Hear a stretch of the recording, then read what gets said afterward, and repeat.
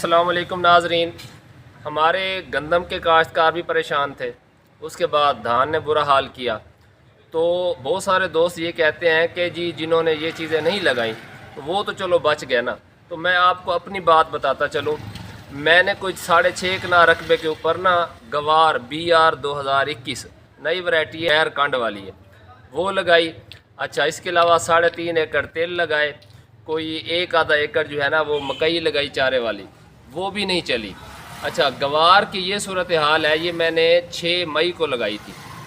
तो उसके बाद इसको जो मुनासिब खाद है वो भी मैं वीडियो आपको एंड स्क्रीन पर शेयर कर देता हूँ। वो सब कुछ दिया, मगर गर्मी इतनी थी कि जिसने सिर्फ कद किया और फल कोई नहीं लगा।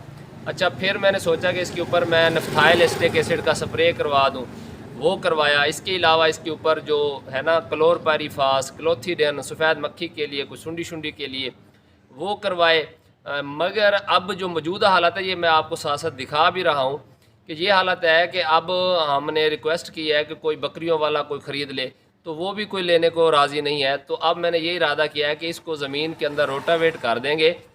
चलो अब मकई लगा लेते हैं, यही कुछ 6-6.5 कनाल।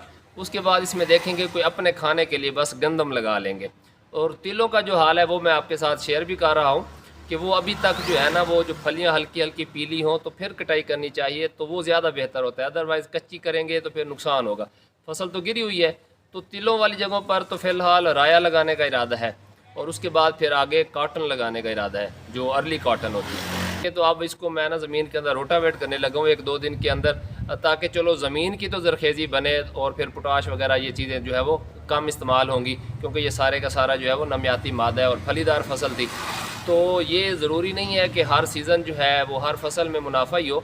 बाद दफ़ा जो है वो अल्लाह ताला की तरफ से आजमाइश आ जाती है। तकरीबन ये गवार भी इसके ऊपर जो खर्चा किया हुआ है ये भी ज़ाया गया, और सीज़न भी समझ लें कि पूरा मारा गया है। लेकिन हमें अल्लाह की रज़ा में राज़ी रहना चाहिए। इंशाअल्लाह जब वो देने पर आता है तो फिर वो क्या कहते हैं ना कि छप्पर फाड़ कर देता है, तो फिर हमारी गिनती में नहीं आती वो चीज़ें। तो आपने भी हौसला रखना है और अल्लाह पर उम्मीद रखनी है, इंशाअल्लाह आगे हालात बेहतर होंगे।